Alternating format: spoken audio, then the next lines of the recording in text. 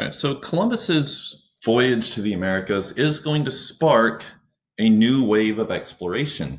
And so we're going to see a wide variety of new explorers, mostly for Spain and Portugal at this point, but later Britain, France, and the Dutch are going to become more involved as well.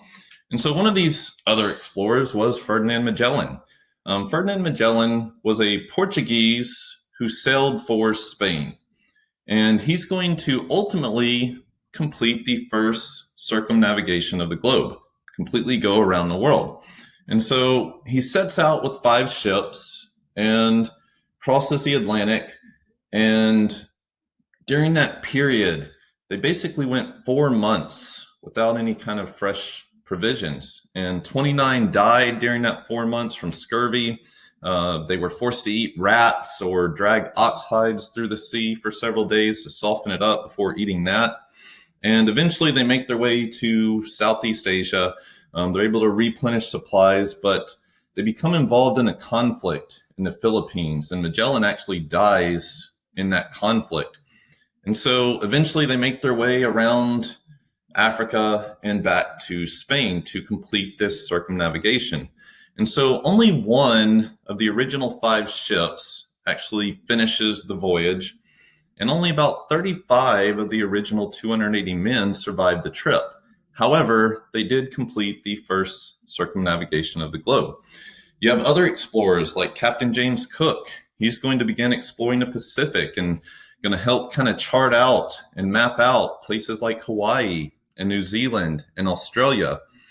We also see France become more involved. And so Portugal and Spain especially get a head start on everybody else. But then the British and the French and the Dutch are going to become involved as well. And so France is going to begin exploring the northern parts of North America. And they were especially interested in the fur trade. And we're going to talk more about this later, but they're going to establish trading posts in modern day Canada and trade with the natives for furs.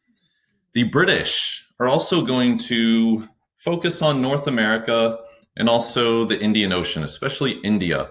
And so in North America, we're going to see settler colonies established.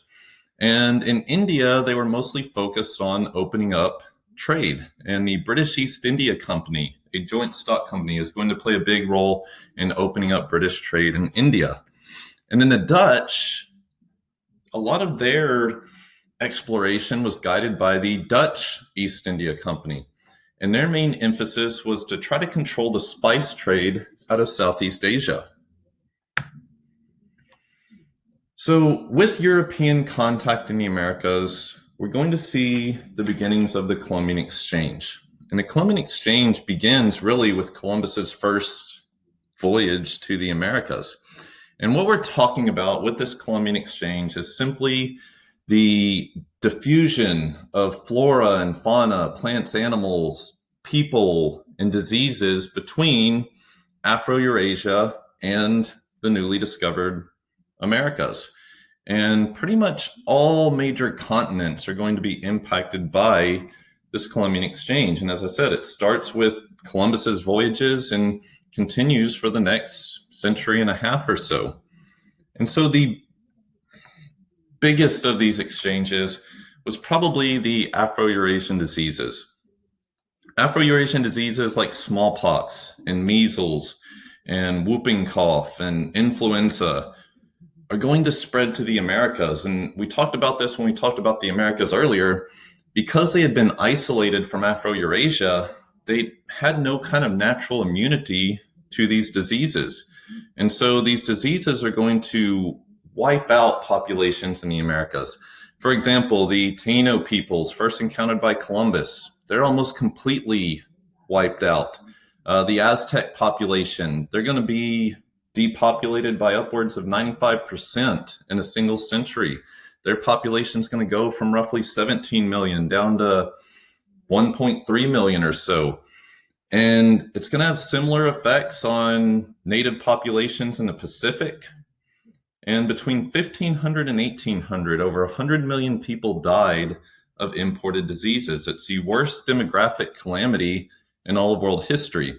And estimates vary quite a bit, but range between 50 to 80% of all Native Americans in North and South America were wiped out by these diseases.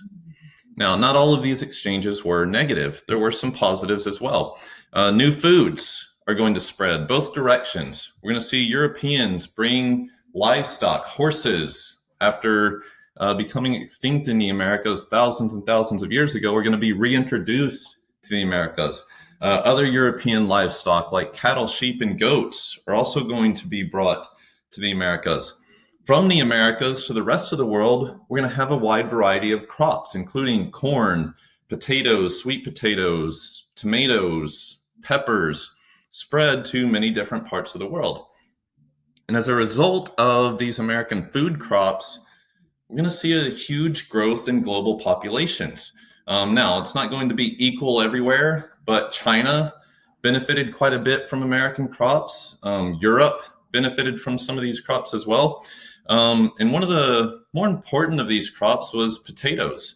Potatoes become a staple crop in many parts of the world, and potatoes could be grown in soils that really didn't work well for other crops, but they did work well for potatoes. And so potatoes become a key crop for many populations. Another negative aspect of the Columbian exchange is going to be the increase in slavery. We're going to see the rise of the Atlantic slave trade, and we're going to talk a lot more about that down the road here. But many Africans are going to be forced to migrate to the Americas.